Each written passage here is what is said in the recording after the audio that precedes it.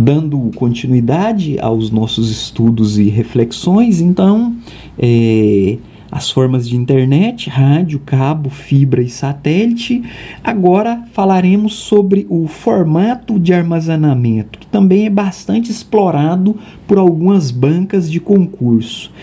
O formato mais utilizado atualmente no sistema operacional Windows, independente de qualquer versão, é o NTFS.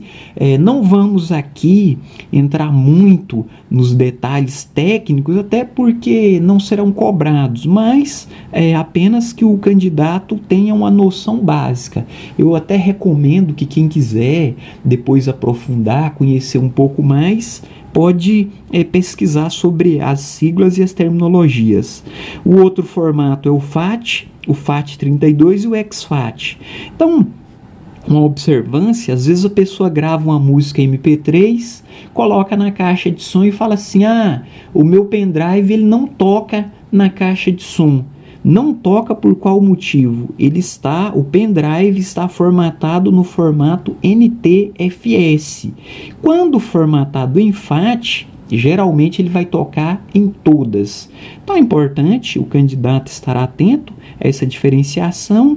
A diferença é porque o NTFS grava em blocos menores de dados. Então, geralmente 4 KB. Então, isso é o que diferencia um formato para o outro. Então, sigamos. O processamento de dados. O processamento de dados ocorre através de impulsos elétricos positivos ou negativos, 1 ou 0. Então, o computador, a linguagem da máquina, ela ocorre dessa forma. E aí, cada impulso recebe um nome de bit, que quer dizer binary digits. Tá, o dígito 1 ou o dígito 0. Um conjunto de bits forma um byte. Então, essa parte é uma parte interessante, porque ela vai nos dizer como o computador trabalha em termos de armazenamento e transporte de dados. Então, apenas repassando, o número 1 quer dizer sim, o número 2 quer dizer não, ou falso e verdadeiro. Então, por exemplo, eu vou dizer, na bandeira do Brasil tem a cor amarela. Então, sim, número 1. Tem a cor preta? 0, não tem. Então, o computador ele não vai entender a cor, mas o comando dado pelo usuário ao digitar no teclado ou movimentar o mouse seria interpretado dessa forma. Só um exemplo até bem simples para facilitar o nosso raciocínio. Os bytes representam todas as letras maiúsculas e minúsculas. Então, quando se fala em sinais de pontuação, caracteres especiais referentes às operações do PC. Então, um exemplo, como o computador vai interpretar o 1, o 0, o verdadeiro ou o falso? Ele utiliza uma tabela ASCII. Então, um termo até bastante cobrado por algumas bancas de concurso como o computador faz para interpretar os seus dados. Aí vem várias siglas. Então, ele interpreta com a tabela ASCII, que é American Standard Code for Information Interchange. Ela é utilizada com 256 números binários, que seria a arquitetura. Então, aqui temos um exemplo, 1, 0, 0, 0, 1, 0, 0, 0. Então, como havíamos falado, o que acontece? Esses 8 bits aqui, que vai formar um byte, por exemplo, do 1, 0, 0, 0, 0, 0, 1, 0, 0, até o 1 aqui, se tivesse 0, 0, 0, 0, 0 e só o número 1, seria uma letra A. Quando eu bato a letra A no Word, é gravada essa sequência dentro do computadores. E aí, essa conta de fazer essas operações, ela ocorre com a potência 2 elevado a 8, que equivale aos 256 números binários. Então, não é tão explorado, mas para chegarmos no raciocínio da arquitetura. Então, 1 byte é igual a 8 bits. 1 kilobyte é igual a, ou seja, a sigla kbyte ou kbytes, 1024 bytes. Então, não é 1000. Embora hoje já foi elevado de 2 elevado à potência 10, então ficaria 1000, mas como atualmente os computadores e máquinas, a divisão ainda continua com 1024 bytes, não entraremos nesse detalhe, mas hoje algumas máquinas já estão usando a potência 2 elevado a 10. E aí 1 megabyte, 1 MB ou MBytes, 1024 kilobytes. Então notem que 8 bits forma 1 byte. E aí esse 1 byte, 1024 bytes, vai formar 1 kilobyte. E aí 1024 kilobytes vai formar 1 megabyte. E aí 1024 megabytes vai formar 1 gigabyte. Às vezes a pessoa tem um pendrive e aí você pergunta, seu pendrive é de quantos giga? A pessoa vira e fala assim, o que é isso? Então, o meu pendrive ele é de 16 GB. Então, tá aqui, 16 GB ou G bytes. Né? Então, 1024 megabytes equivale a 16 GB, que é a capacidade de armazenamento. Ou, o HD do seu notebook é de quantos GB?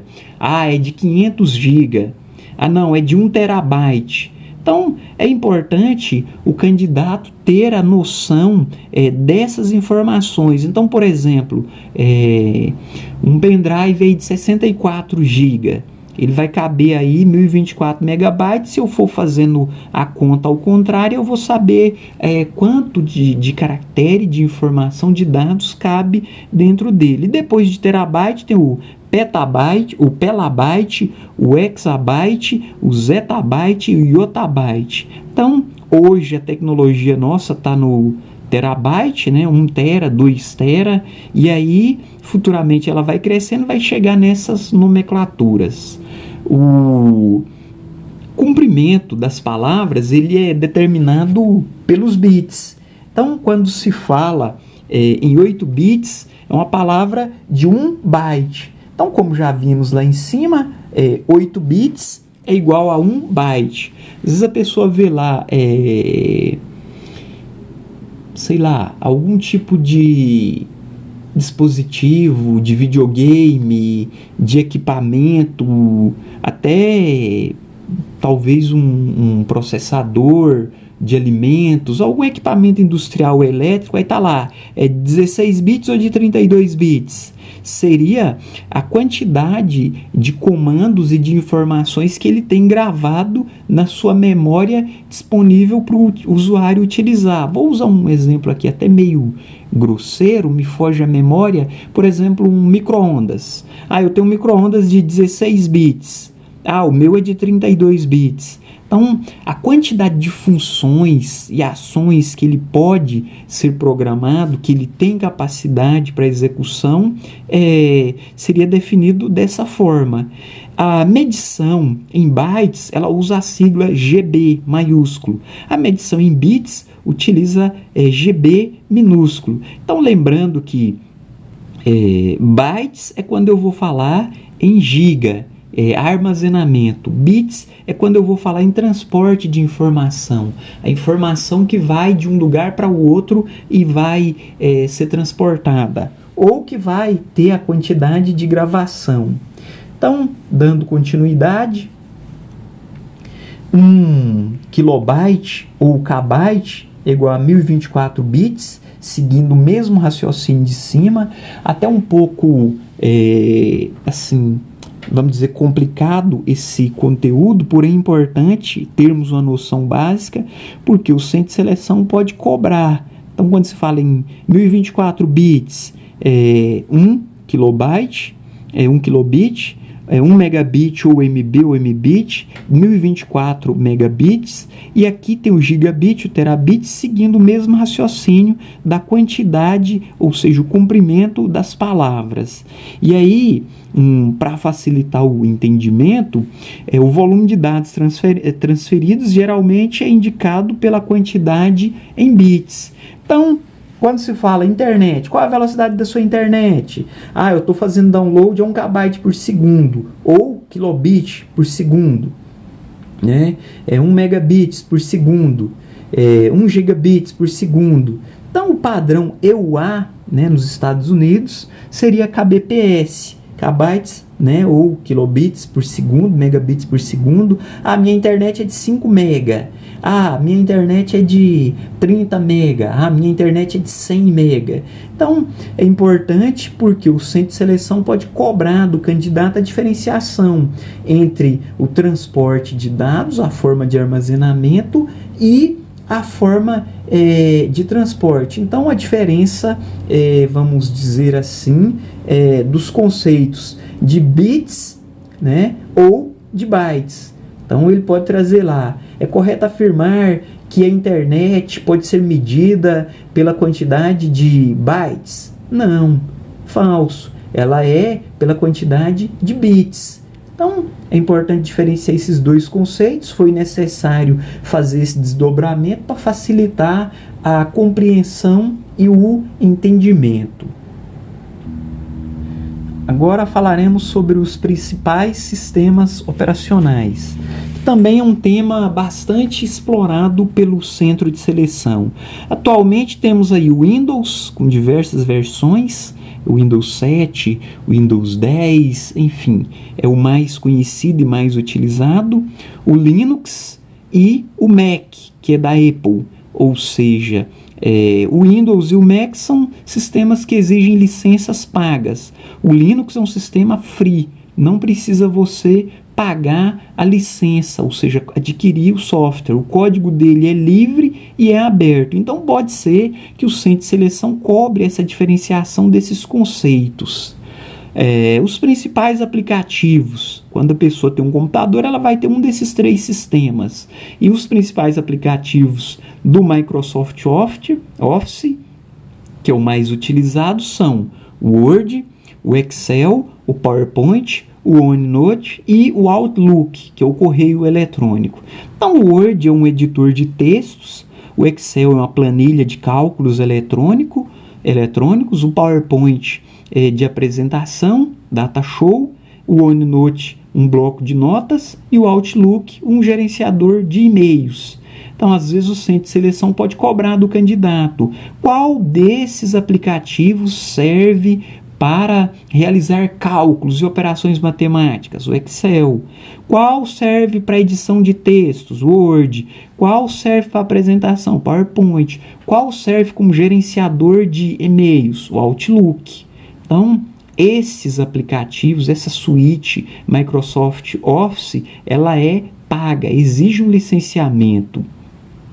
Embora tenhamos free o OpenOffice.org, que é semelhante ao Microsoft Office, OpenOffice.org, e o BROffice, que são de código aberto, são free, semelhante ao Linux. Então, o usuário tem essa suíte, tem o Word, Excel, PowerPoint, OneNote e Outlook. Aqui os mais importantes, pode ser que o centro de seleção cobre do candidato essa diferenciação. O usuário tem um sistema Windows com a licença e a suíte de aplicativos free, que ele não paga. Ou ao contrário, ele tem o Linux, aí já seria um pouco mais, vamos dizer assim, talvez familiar, seria o Linux free com essa suíte free. Então, geralmente, já viria o pacote. Mas aí, cabe ao candidato ter essa noção do que é licenciado e do que não é licenciado e para que serve cada um desses aplicativos.